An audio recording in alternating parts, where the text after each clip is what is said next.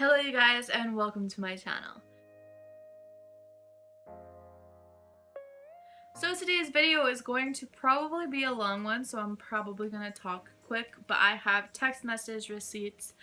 I have the courage and the confidence to finally spill the tea on what happened between me and my ex two best friends. These girls were like my sisters. Let's just go into today's video. Of course I have to stutter every 2 seconds. So for those of you who don't know, well, disclaimer first, if you see my phone or see me looking down, I have the text message pictures on my phone and the notes so that I can say what happened in order, so that I don't mess up. But yeah, now for those of you who don't know, I have a history of shitty friends. This is not the first time I've had a shitty friend, and it hasn't been the last time. So just keep that in mind. I put up with bullshit far too long. In my opinion, I put up with bullshit far too long. But yeah, let's just get into the story. But this story is about the two girls that were my best friends. We were like the three amigos. We were best friends with the three of us, all three of us, like I said, the three amigos. And we were best friends for years, like years and years and years. The one girl I was actually friends with since we were born. We had always been friends. And the other girl I'd been friends with for like 4 or 5 years. It came to a halt during my first year of university. And I quickly do want to say that I have no ill will towards these girls. We're actually on good terms now. However, I have never been this hurt. I have never been this upset. And I've been through a lot of shitty things, but this has to be probably the top 5. Again, I can't speak English, but I truly have never been this hurt by another human being purposefully. Like, they purposely did this. Well, yeah, they purposely did this. So I've never been this hurt by another human being, and it stings. It still stings to talk about, but like I said, there's no bad blood anymore. There's no ill will towards them. So let's get into it. Like all of my friendships, this one was very one-sided. Like I was the one putting in the effort and it didn't seem like they were reciprocating it. Looking back, obviously in the time I didn't realize it, or else I probably would have put a stop to it then. But like most of my friendships, it was very one-sided. I'm never like the best friend. I'm always just like the second choice. And this friendship was no different. I feel like they were closer than me with them, if that makes sense, but we were still like the 3 best friends, like I said. But I'm always the second choice, regardless if it was this friendship or other friendships I have. I'm always and have always been the second choice. So it all started, well, I was always the second choice, so it has always been that way. But the downfall of this friendship started in August of 2015 when we went on an 8-hour road trip, just the 3 of us, in my car to the province over. On the way there, I gotta give them names. I'm gonna give them Kendall and Kylie names. So one girl is Kendall, one girl is Kylie. So on the way there, Kendall was always talking to Kylie. Like, oh, Kylie, look at this. Kylie, we should stop here. Kylie, we should take this picture this weekend. Just not including me in the conversation because, like I said, I was driving. And I was driving because they both said that they didn't want to drive in the big city, which it was a lot bigger than where we lived. Like a lot bigger than where we lived.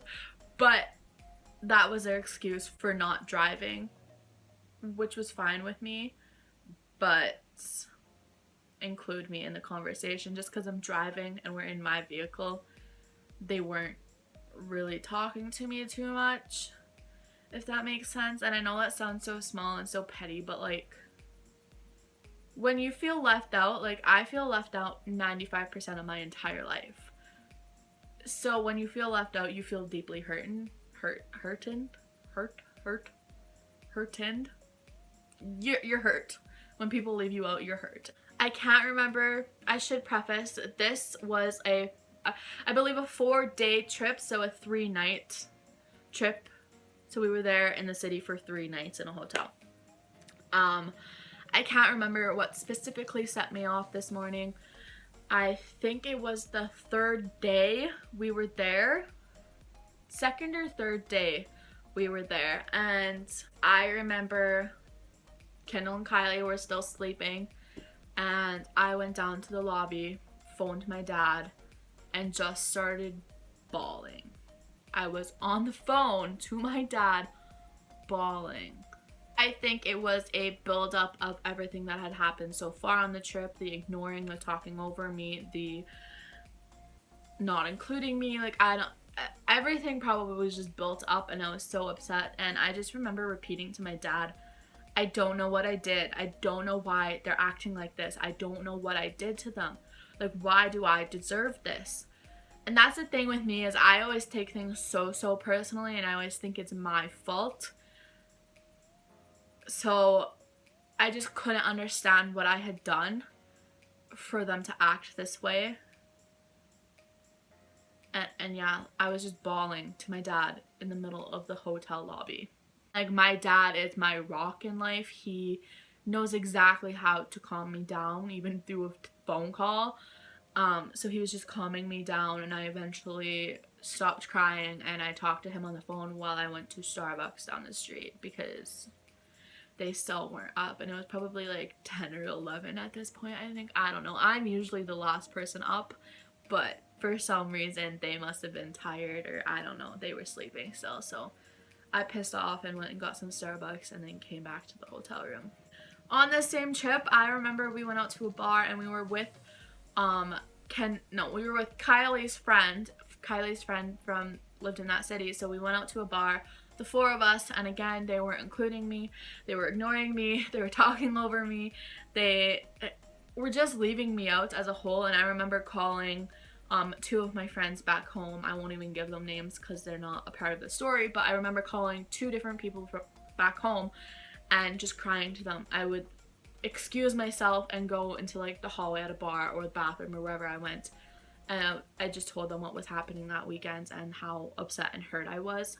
And yeah, it was just a very sad weekend. I should say that there was parts of the trip that were okay and that were fun. Like, we did have a fun weekend, but for the most part it was not fun for me. For the most part I was sad and holding in my emotions, and then when I had somebody to talk to about it, because of course I wasn't going to confront them on the trip about it, because that would just make for an awkward 8-hour drive home. But when I did talk to people like my dad and my 2 friends that I phoned, like, I just built up emotions, just poured out. Moving on from that, this was August 2015, and September 2015 we of course went to school, and this was my first year of university. I moved to one city, Kendall moved to one city, and Kylie stayed back home at the community college.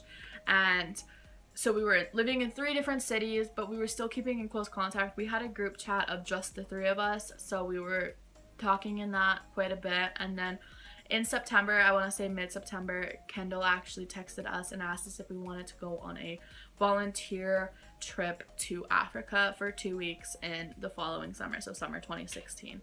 We both said yes, we both applied, we both got accepted, as did Kendall. So all 3 of us applied and got accepted.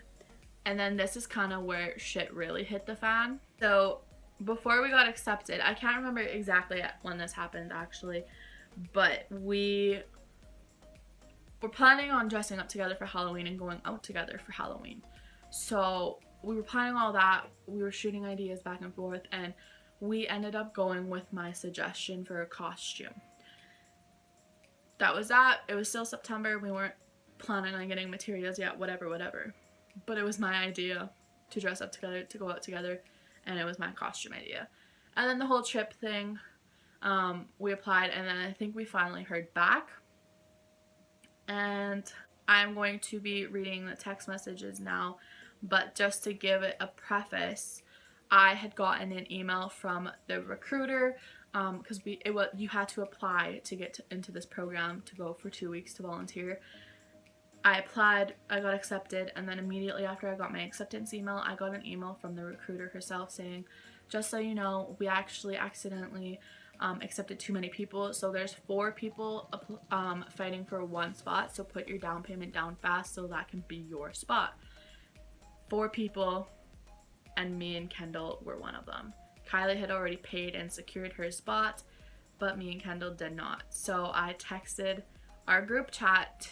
Well, I was texting with Kendall, so she already knew the situation. Then I texted the group chat so that Kylie could be included in this conversation.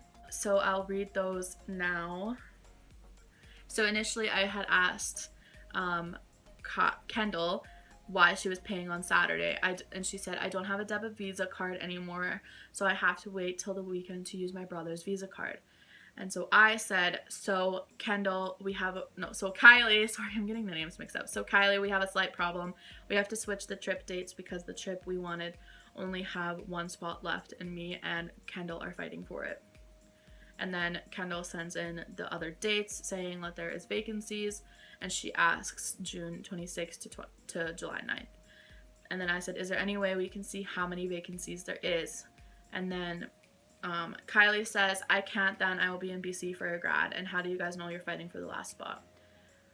The girl emailed me right after she sent my acceptance and said there's 4 acceptances for 1 spot and to put my down payment down fast, like I just told you guys. And Kylie says, well, shit. And I said, I won't even read that because it's kind of irrelevant. And then I emailed the girl and asked if any program dates have 3 openings. Hopefully she replies soon, because we can figure it out soon and then it'll all be fine. But last resort, can we not switch the program dates? Like if all the dates have less than 3 spots left, couldn't we go somewhere else? Because this was a company that had several dates, so we could go to Cambodia, Africa, Australia, like places like that. Like they had more than 1 volunteer trip available and more than 1 set of dates for each trip, if that makes sense. So basically I was asking, we were planning on going to Africa. I was asking, like, well, couldn't we switch it to the Cambodia trip? That's what I was asking. Like one of their other trips. Or because Kylie's down payment has already been made, we have to stick with this trip. And Kylie said, I'm pretty sure that since I sent in my deposit, my spot is secured. I said, I know, but Kendall says you can switch dates. So wouldn't you be able to transfer your deposit to another trip with them? And Kylie says, probably, but I'd like to do this trip, do a trip that works with an orphanage. I love helping the kids. I understand, but if all 3 of us can't get on the same trip, I'm saying I want to go on this one too, but if all 3 of us can't go together. And then I'm going to say this was the next day or a couple days later. The only program that has room for the 3 of us is June 26th to July 9th. She emailed back, what should I message back? And then Kendall says, you should just double check with her about the opening for the one we wanted and say thanks. And I said, I did. There's 1 opening. The program we wanted is full.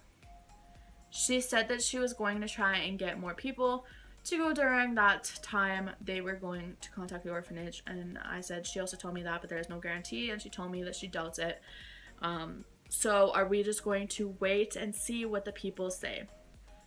I don't have the screenshots. I can't find them anyway. Of Kendall telling me that she put down her down payment behind my back. Because Kendall never got an email from the people. I got the email saying, put your down payment down because there's 4 of you fighting for 1 spot. She never got that email. I told her. She went behind my back, put her down payment down for the trip. So her spot was now secured, and the 2 of them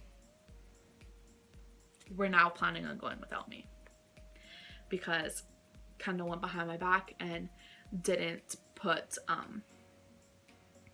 Kendall went behind my back and put her down payment down. And Kylie wouldn't switch the trip. So after that, like, I think messages said that was October 8th is when that whole all ended. Radio silence for a couple days. I texted them seeing if we were still gonna dress up for Halloween. No answer. So I made other plans to go out for Halloween. And I also remember I was driving home, so it would have been like the Friday before Halloween, and I was driving home and I snapped Kendall and I was like, hey, what are you guys doing for Halloween? What are you dressing up as?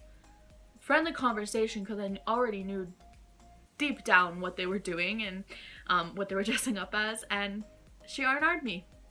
She R&R'd me and broke her streak just so she wouldn't have to answer the question. So I went out and I was having fun with my other friends at a different party. And I can't remember if it was Snapchat, Instagram, or what social media site it was, but I went on midway through Halloween night and saw that they were together at the place that we had planned to go to together, in the costumes that we had planned to do together, and they did it together. When I tell you I was broken and hurt, I was drunk. I'll preface that, I was drunk. But for them to go behind my back and the whole trip thing, and then on top of it, they iced me out, cut me out, and did this without me, even though it was my idea, really, really broke me and really, really hurt me. And again, the first thing that came to my mind was, what did I do to deserve this? I can't possibly... I don't know why that's always, and that still is always the first thing that comes to my mind, is what did I do to deserve it? But that's what comes to my mind every time I'm hurt, is what did I do to deserve this? But yeah, it just hurt being iced out, especially since it was my idea to begin with, and they just took it and ran with it and excluded me. So I phoned my friend, my other good friend, who I will put in that she worked with all three of us. So all four of us worked together. So the girl that I phoned, I was closer to her than the other two girls were. But this girl still knew them, knew how close the three of us were and how good friends we were. And she knew all of us. She knew how we acted and everything like that. Phoned her crying at this party. First and the last, hopefully, time I cried at a party. But I was sitting to the side by myself crying on the phone to my friend. Because I was just so hurt. I was so hurt. I told her what happened. She listened and she was being a good friend. Unlike the other girls, she literally listened to me talk for probably 20 minutes crying.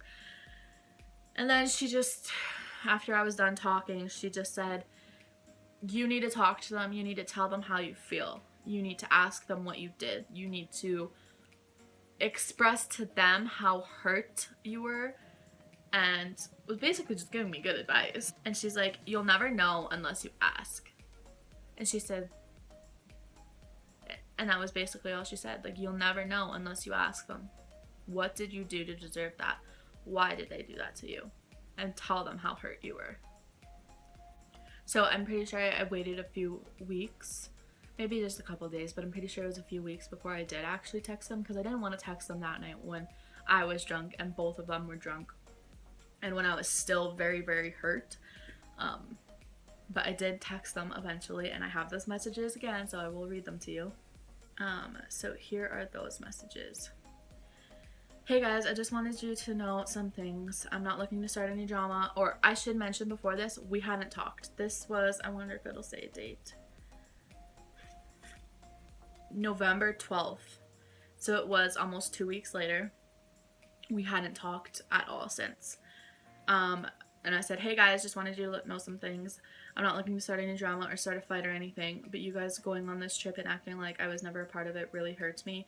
You guys wouldn't change the dates when the program was full. I almost said her name. Kendall, you went behind my back and took the last spot. I told you that it was the last spot and I could have easily taken it, and not have told you, but I didn't. Kylie, you weren't willing to change the program, which I do understand. But still, you guys never mentioned it, and then you guys are posting about the fundraising, because I don't agree with this, but they were posting GoFundMe pages because this was, I think it was $3,000 for the 2 weeks to go on this trip and go on this volunteer trip. You had to pay $3,000, and they were fundraising to go on it, like a GoFundMe page. I don't agree with it, but they posted it all over Facebook, and just seeing that kind of like okay, my brother got home, so now I really have to pick up the pace. But I was explaining the fundraising. They posted their GoFundMe fundraiser on Facebook, and I said, like, yes, I knew in my heart that you guys were still gonna go, whether there was a way for me to go or not. I don't know how to explain it, but it honestly just really hurts. Same thing with the Halloween costumes, and I know it's so little and stupid, it's a Halloween costume, but I was hurt. Like, I don't understand what I did, but you guys never mentioned it to me. I have talked to some good friends of mine, one good friend, and they told me that it might make me feel better and less hurt if I told you guys how I felt. I don't know how to explain it, honestly, but I thought I would give it a try. And then Kylie emailed back. I've emailed the program people. If someone drops out and a spot comes up, to let me know so you can snatch it if you would still like to go. I said, no thanks, I am going on a trip in February. I didn't. I was supposed to, but I didn't. Hopefully anyways. And she said, okay, well, I hope that turns out. Sounds like fun, and I am sorry for making you feel this way. And I said, thanks, and that's it. And then Kendall, keep in mind, Kendall was the girl that I've been friends with since we were born. I'm also sorry for making you feel this way. It was never my intention. I know it was a bitch move to get the spot on the trip. I guess when I took the spot, I wasn't thinking about how it would make you feel. I just thought we would still be able to switch, and I had been planning on doing it for a while, and I didn't want to miss the opportunity. We've been friends for as long as I can remember, and I understand if you don't forgive me right away, but I hope we will be able to move past it, and I don't want it to wreck our many years of friendship. I hope your trip in February is amazing. Again, I never ended up going on that February trip, unfortunately. And then Kylie says she is much better at this. Better at this than I am. I agree with her. I want all of us to be friends because I love you guys. I love you, Kenzie, heart. And I said I was still bitter and I was still mad. Thanks guys, but that's not the point. You guys never mentioned still going on the trip. Completely left me out. Stop talking to me. Again, English was not there. I knew it was going to happen, and I get it, I guess. But then the whole Halloween thing, it was my idea to dress up, and then you guys did it without me. Like, I don't know what I did, but you guys never... Where am I? Never mentioned that you were still dressing up. Like, I just don't understand what I did, but I'm going to bed night, guys. And I said it like that because when they responded, yes, they both apologized. Kendall's apology was very heartfelt, and I felt like she meant it. Kylie was a different story. But they never truly mentioned why they did it. They just apologized for it and acknowledged that it was a bitch move, which still hurt me because they weren't acknowledging that, like, why they did it. What did I do for them to do that? And after that, we didn't talk anymore, and we haven't really talked since. I will say with Kendall, when we don't hang out, but if we have mutual friends, more so than me and Kylie do, but me and Kendall have mutual friends, and so like last September, for example, a big group of us went to the bar, and Kendall was there, I was there, and we were perfectly fine. It's not awkward, it's very civil, it's very friendly. If you didn't know what happened, I don't think you would be able to tell from the outside that we used to be close and now we're just acquaintances. Kylie, on the other hand, every time I see her, it's very awkward. We're very friendly, very cordial, but it's very awkward. It is very awkward. But it's just, we both don't know what to say to each other. We're both just like, hey, how are you? Like, it's just awkward. Very friendly still, but awkward. Like I said with Kendall, she's the one that I had been friends with for years and years, so maybe that's why it's more normal and more like friends and not acquaintances. But keep in mind, I wouldn't say I'm friends with either of them, but I'm friendlier with Kendall than I am with Kylie. And keep in mind, Kendall was the one that actually had the heartfelt apology, not Kylie. But Kylie, there's more to her. There's more coming up. This all happened and it all ended 5 years ago. Like I said, the text I just read you, other than there was one more short group of texts, everything else, like, it ended then. It ended November, whatever the date was on the text messages. Whatever, middle of November 12th, I think it was. It ended there. I didn't talk to them. And then me and Kendall, we do have more mutual friends, like I said, so we started slowly talking and just hanging out with our mutual friends, but like I've never hung out with these girls one-on-one since. I don't know why I went on a little ramble about that, but yeah. What I will say is Kylie did text me drunk. I'm not sure when this was. It was shortly after that. But Kylie did end up texting me. I'm not sure when this was. Maybe the text messages will say. No, I screenshotted it that exact day. So it just says today at 12:21, and she was drunk. I was a bitch because I was still hurt and I was still angry. But she was drunk, and she said, hey, ... just wanted to say that I love you, ... please don't change for anyone, ... you are perfect, ... I love you, good night. Me being the bitch and angry person I am, go home, you're drunk. Because it was a big thing back then to be like, go home, you're drunk, go home, you're, yeah, anyway. And she says, I am home, ... and yes, I am tipsy, but Kenzie, ... I really do miss you. And I said, go to bed, you're drunk. Like, I was just in a bitchy mood. Like, you hurt me and gave me a lame ass apology, didn't tell me what I did.